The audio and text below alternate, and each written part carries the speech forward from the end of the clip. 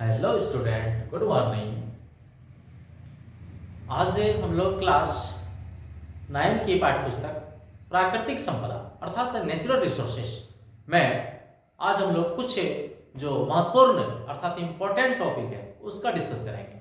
तो आइए हम लोग सर्वप्रथम जो प्राकृतिक संपदा के अंतर्गत पिछले क्लास में हम लोगों ने प्राकृतिक संपदा के बारे में जानकारी प्राप्त किया था और आज हम लोग प्राकृतिक संपदा के अंतर्गत जीवन के लिए वायुमंडल क्यों आवश्यक है इसके बारे में जानेंगे। तो जीवन के लिए वायुमंडल जो है एक प्रकार का यानी यह पृथ्वी को कंबल के समान ढके रखती है अर्थात सुरक्षा एक प्रकार का सुरक्षा कवच होता है। वायुमंडल पृथ्वी के औसत तापमान को दिन के समय अर्थात पूरे वर्ष भर यानी क्या करता है, लगभग नियत रखता है। और साथ ही वायुमंडल की ओजोन परत जो होती है सूर्य से आने वाली पराबैंगनी विकिरण अल्ट्रा वायलेट रेज जो होती है बहुत हानिकारक होती है और उसको क्या करती है, यानी रोकती है। अगर नहीं रोकेगी तो क्या होगा, पराबैंगनी विकिरण पृथ्वी पर आ जाएगी और पृथ्वी पर आने के बाद यानी कि विभिन्न प्रकार के जीव जंतुओं या पेड़ पौधों को हानि पहुंचेगा।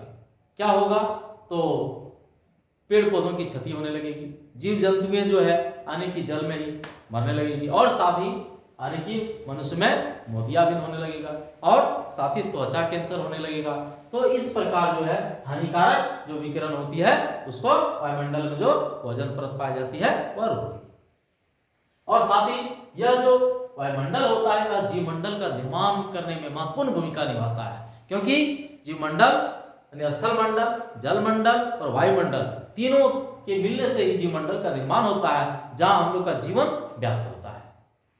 अब नेक्स्ट जो टॉपिक है, जीवन के लिए जल क्यों आवश्यक है। सब कोई जानते हैं कि जल ही जीवन है, जल को पीना अति आवश्यक होता है।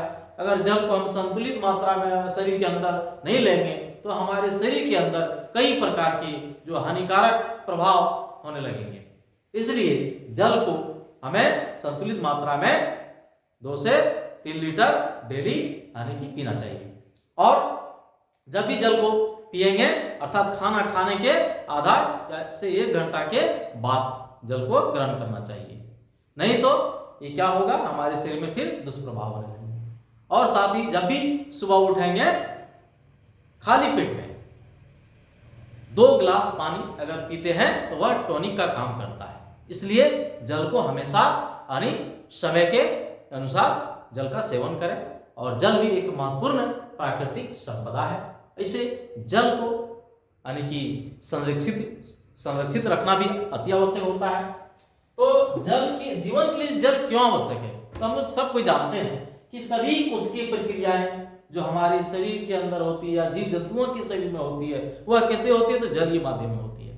और साथ ही शरीर के एक भाग से दूसरे भाग तक जो भी यानी पदार्थ का संवहन होता है एक जगह से दूसरी जगह यानी कि कोई भी पदार्थ जाता है तो वह जलीय माध्यम के द्वारा ही जाता है अर्थात घुली हुई अवस्था में जाता है।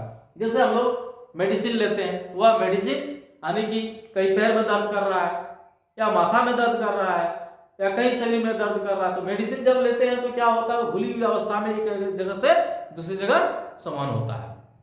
इसी प्रकार जब हम लोग को किसी प्रकार के विटामिन की कमी हो जाती है या प्रोटीन की कमी हो जाती है तो इस प्रकार हम लोग जब भी प्रोटीन लेते हैं या विटामिन लेते हैं या कार्बोहाइड्रेट लेते हैं तो वह खुली हुई अवस्था में एक जगह से दूसरी जगह जाती है।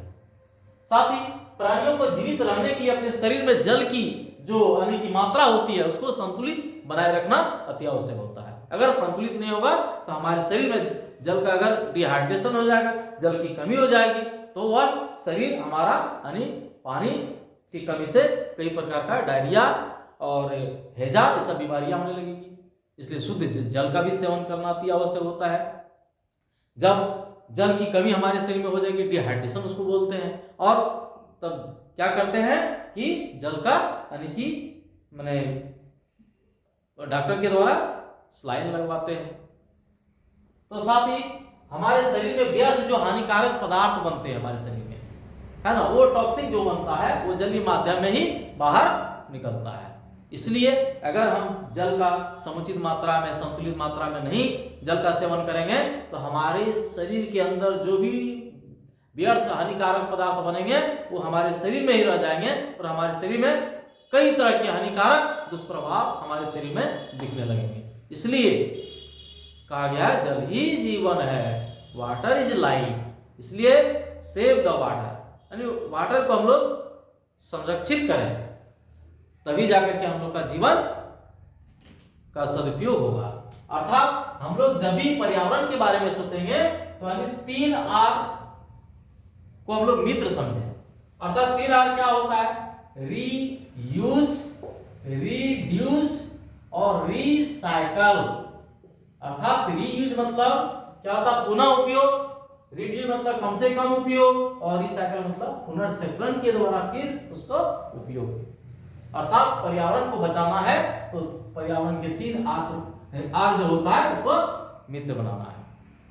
धन्यवाद। मेरे YouTube चैनल इंस्पायरेशन वीरेंद्र को जो चैनल है उसको लाइक सब्सक्राइब करें, और यदि अगर अच्छा लगे तो उसे शेयर जरूर करें। धन्यवाद, थैंक यू। फिर मिलेंगे